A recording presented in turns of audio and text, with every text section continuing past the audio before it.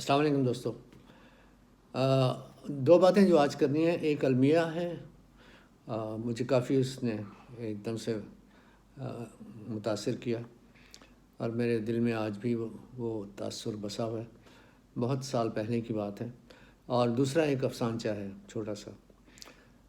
تو ایک میرے دوست ہیں, ان کو کبھی کبھی جی چاہتا ہے ان کا شاعری کرنے کو. تو انہوں نے ایک نظم لکھی اور میں اس کا مفہوم سناتا ہوں آپ کو. جو اصل بات تھی کہ بہت سے بچے, ایک سچویشن انہوں نے ایسی بنائی کہ بہت سے بچے جو ہیں اکٹھے ہیں مختلف ملکوں کے, مختلف علاقوں کے, مختلف ملکوں کے جو معاشی معیار ہیں اس کے حساب سے, سہولتوں کے حساب سے. تو مختلف ملکوں کے بچے جو ہیں بتاتے ہیں کہ وہ کیا بننا چاہتے ہیں, وہ زندگی میں کیا کرنا چاہتے ہیں, وہ کیا کریں گے, اور بڑے پر امید ہوتے ہیں اپنے مستقبل کے بارے میں, سارا کرتے ہیں. تو ایک بچہ جس کا تعلق افریقہ سے تھا, وہ بھی تھا اور وہ سوچ میں پڑا ہوا تھا. اس سے پوچھا کہ تم بڑے ہو کر کیا بنو گے؟ کہتا ہے تم سب نے تو بتا دیا کہ تم بڑے ہو کے کیا بنو گے, تمہیں یقین ہے یہ سب کچھ. میں سوچتا ہوں کیا میں بڑا بھی ہوں گا؟ تو ایسے بھی واقعات ہوتے ہیں, ایسے بھی حالات ہوتے ہیں. کیا ہیں, دیکھتے نہیں ہیں ہم, لکھتے نہیں ہیں ان کے بارے میں, سمجھتے نہیں ہیں کیسے کیسے حالات پیدا ہوئے ہیں, کس کس طرح سے مصنوعی قحط, مصنوعی حالات ایسے جو ہیں پیدا ہوئے ہیں کہ وہاں پہ زندگی مشکل ہو چکی ہے. بہرحال بہت کچھ ہے اس کے بارے میں.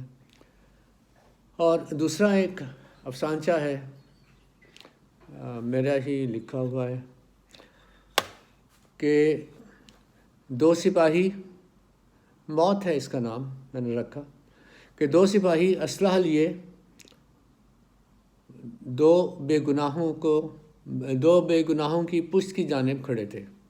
دو سپاہی اسلحہ لیے دو بے گناہوں کی پشت کی جانب کھڑے تھے. جاؤ تم آزاد ہو, مڑ کر نہ دیکھنا, ایک سپاہی نے نرمی سے کہا. دونوں کو یہ آواز منحوس اور مکار لگی. وہ ایسی پیشکش کو خوب جانتے تھے. شاید وہ سچ کہہ رہا ہو, مگر سورج تو روز مشرق سے ہی نکلتا ہے, پہلے نے سوچا. پھر دوسرے کے دل کے کسی کمزور گوشے سے آواز آئی کہ شاید وہ سچ کہہ رہا ہو, ہر کوئی ایک سا تو نہیں ہوتا. یہ خیال آتے ہی وہ جلدی جلدی سپاہیوں سے دور ہونے کو بڑھا.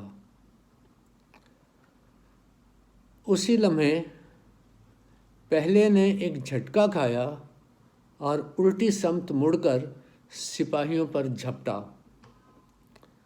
اس کا ہاتھ تیزی سے سپاہی کی گردن کی طرف بڑھا.